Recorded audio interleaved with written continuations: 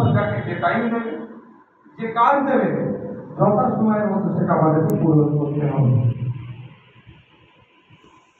আর কি আছে কর্মী ভাইদের? দেখুন, আমি আজকে 3টে পার্টে কথা বলবো।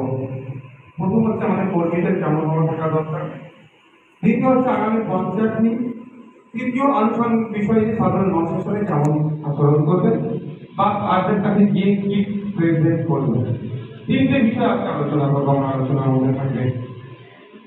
তো কর্মী ভাইদের বলবো, আমাদের লক্ষ্যটা কি? এই গতানুগতিক সমাজ ব্যবস্থার পরিবর্তন করা, তাই তো? আমরা যারা এখানে উপস্থিত হয়েছি, আমি তো মনে করি সবাই নিজের গাঁটের টাকা খরচ করে রাজনীতির ময়দানে এসেছে একটাই লক্ষ্য, রাষ্ট্র সেবা করা, রাষ্ট্রবাসীকে সেবা করা। আমার সাথে সহমত নাকি?